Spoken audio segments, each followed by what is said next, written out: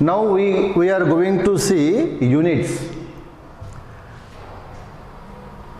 देखो हमने ऑलरेडी बात की है कि ये जो चैप्टर हम देख रहे हैं कौन सा, यूनिट्स एंड मेजरमेंट।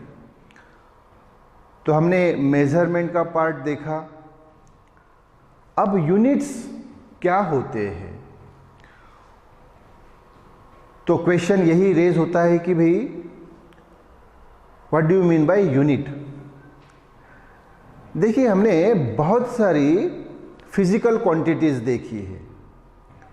कौन सी फिजिकल क्वांटिटीज देखी है? देखो 3 टाइप की फंडामेंटल फिजिकल क्वांटिटीज, वो 7, लेंथ मास टाइम एंड टेलर। फिर डिराइव्ड फिजिकल क्वांटिटीज में हमने देखा वो 13, कौन सी थी? Area, volume, density, velocity, acceleration, momentum, force, impulse, work, kinetic energy, potential energy, power, pressure, ये देखी थी।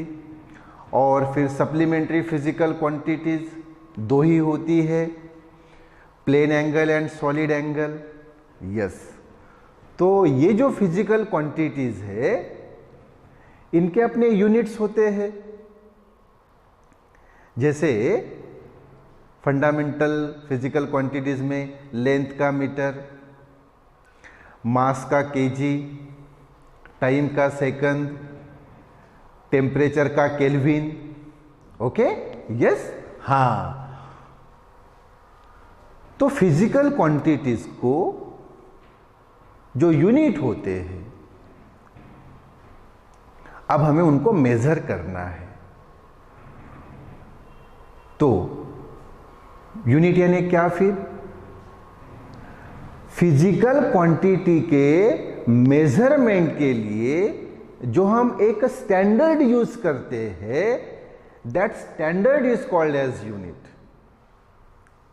फिजिकल क्वांटिटी के मेजरमेंट के लिए जो हम एक स्टैंडर्ड यूज करते हैं उसको कहा जाता है यूनिट।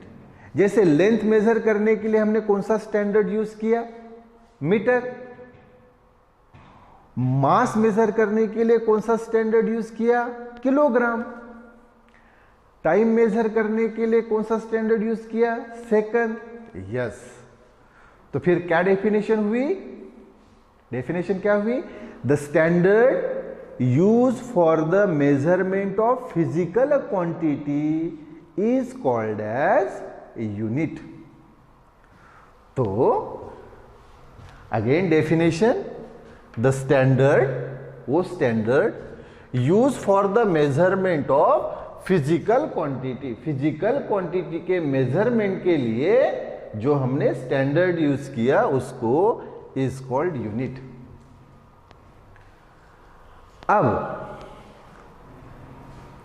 मैंने आपको बताया कि हम किसी भी फिजिकल क्वांटिटी को क्या कर सकते हैं? मेजर कर सकते हैं और उसको एक्सप्रेस कर सकते हैं, व्यक्त कर सकते हैं। तो उसको मेजर और एक्सप्रेस करने के लिए 2 बातों की जरूरत होती है। एक होता है नंबर और दूसरा होता है यूनिट। कैसे? देखिए, मैंने अगर आपको बोला कि एक रॉड है AB और इसकी लेंथ है 5 मीटर, तो इसमें 5 ये क्या हुआ? नंबर, और मीटर ये क्या हुआ? यूनिट। इसका मतलब क्या हुआ कि हमें किसी भी फिजिकल क्वांटिटी को मेजर करना है और एक्सप्रेस करना है तो हमें इन 2 बातों की जरूरत होती है, number and unit. So that's why second point कि any physical quantity can be measured and express. कोई भी फिजिकल क्वांटिटी को हम मेजर कर सकते हैं और एक्सप्रेस कर सकते हैं इन टर्म्स ऑफ, के रूप में, in terms of A number and unit. Number और यूनिट के रूप में। और अभी हमने एग्जाम्पल देखा कि वो रॉड की लेंथ 5 मीटर है। तो अगर हमें उसको एक्सप्लेन करना है कि भाई रॉड की लेंथ 5 मीटर है, और मैंने आपको कहा कि भाई आप ये जो लेंथ है मुझे मेजर करके बताइए, तो आप कैसे मेजर करके बताएंगे? देखिए, वो एक मीटर की स्केल पट्टी होती है, किसके पास रहती है? इंजीनियर के पास होती है। या फिर और आपने कहा देखी, तो आप बोलेंगे सर वो जो कपड़े का दुकान होता है तो उनके पास रहती है वो कपड़ा गिन के देने के लिए 1 मीटर की स्केल। एब्सोल्युटली राइट, 1 मीटर यानी 100 सेंटीमीटर। तो मुझे बताओ कि अगर ये रॉड की लेंथ आपको गिननी है 5 मीटर, तो आप कैसे उसको गिनेंगे? तो आप बोलेंगे सर वो मीटर स्केल है, तो मीटर स्केल की मदद से 1 मीटर, फिर दूसरा, फिर तीसरा, देन 4th और 5th, इस प्रकार से हम उस रॉड की लेंथ 5 मीटर गिन लेंगे। बिल्कुल सही, एब्सोल्युटली राइट। तो आपने उस मीटर स्केल से कितने बार गिना? तो आप बोलेंगे सर 5 बार। यस, तो कौन सा नंबर आया? तो 5। और लेंथ का यूनिट क्या है? मीटर। तो देखिए, ये रॉड की लेंथ गिनने के लिए भी या उसको एक्सप्रेस करने के लिए, रॉड की लेंथ को एक्सप्रेस करने के लिए आपको कितने पार्ट्स की जरूरत पड़ी? तो आप बोलेंगे 2। पहला कौन सा? नंबर, और दूसरा कौन सा? यूनिट। यस, तो यही हम एग्जांपल के तौर पे ले रहे हैं। देखो कि for example if we say that, जब हम बोलते हैं the length of a rod is 5 metre, rod की लेंथ 5 मीटर है, इट मीन्स दैट, इसका मतलब है कि it's length is 5 times as large as a certain standard length called metre. Certain standard length यानी वो मीटर स्केल 1 मीटर की, और उससे आपने कितने बार गिना? 5 टाइम्स गिना। इसीलिए तो उस रॉड की लेंथ कितनी आपने बोली? 5 मीटर।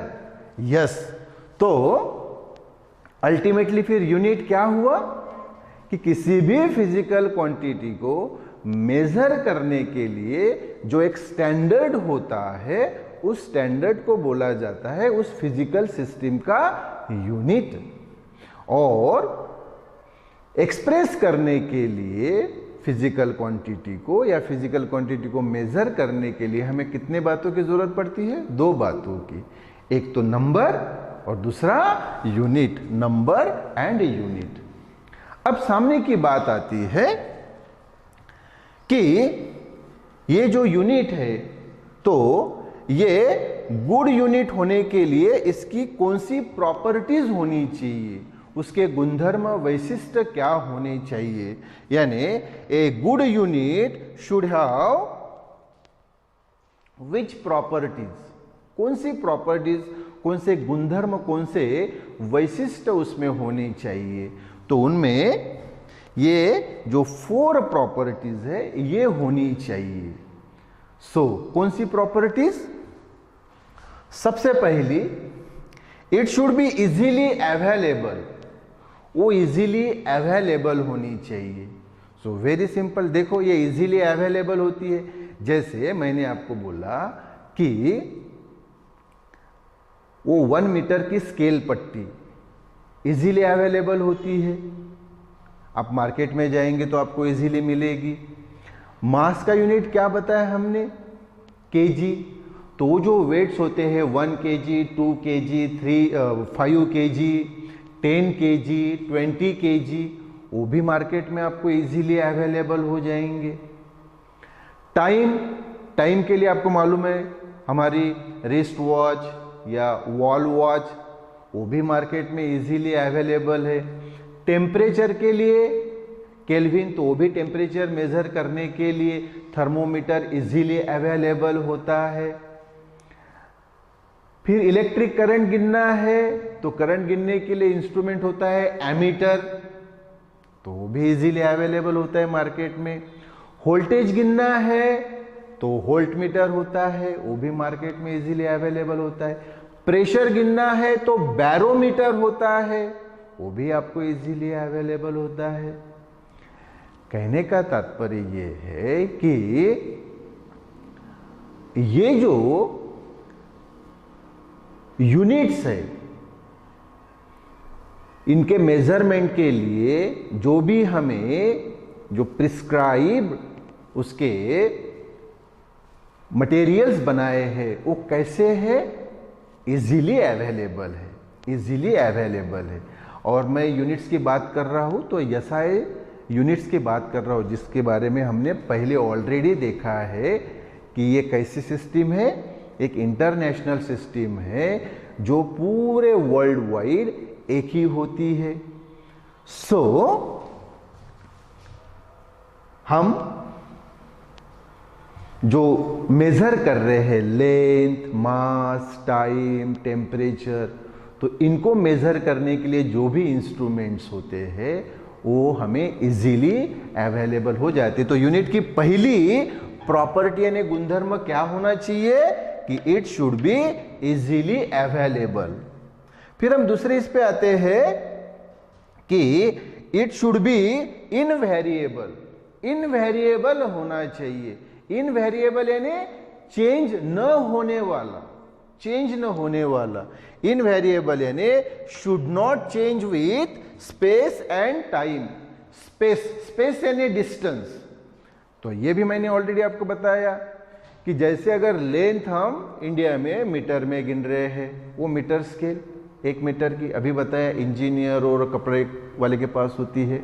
यस, अब आप मुझे बताइए, आप कल को अमेरिका में गए, इंग्लैंड में गए, ऑस्ट्रेलिया में गए, तो वही स्केल आपको वहां भी अवेलेबल हो जाएगी।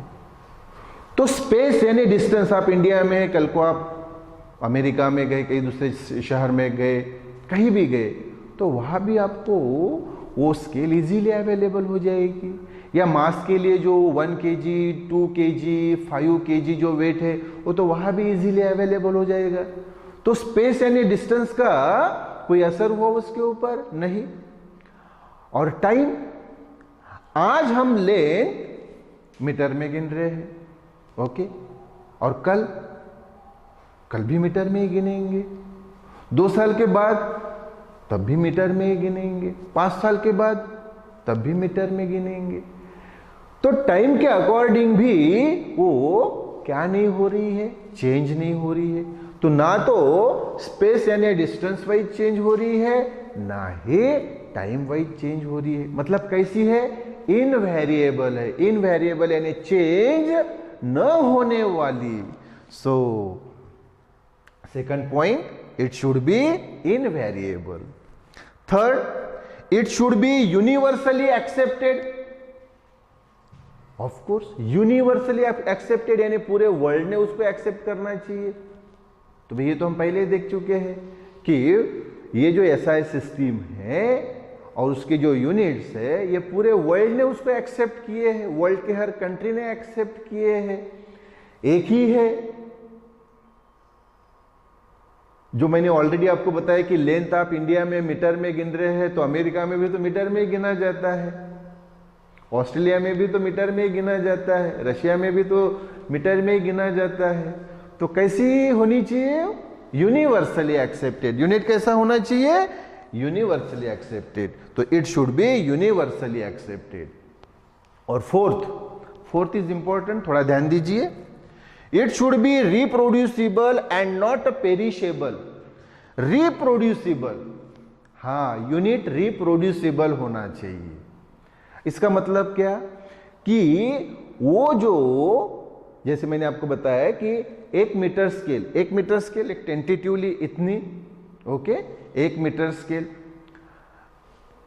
अब वो कौन यूज करता है, वो इंजीनियर यूज करता है, या फिर वो जो कपड़े का दुकानदार है वो यूज करता है।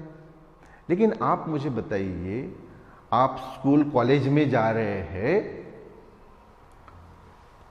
तो वो जो स्टूडेंट्स है, आप उतनी 1 मीटर स्केल को आप कॉलेज में लेके जाएंगे क्या? ऑफ कोर्स नहीं। क्यों? क्योंकि वो इजीली कैरिएबल नहीं है। एक जगह से दूसरी जगह, दूसरी जगह से तीसरी जगह वो इजीली आप डेली बेसिस पे, क्योंकि कॉलेज तो रोज होता है, तो रोज लेके जाना, रोज लेके आना, वो दैट इज नॉट इजी। तो इसलिए फिर साइंटिस्ट ने क्या किया, तो देखिए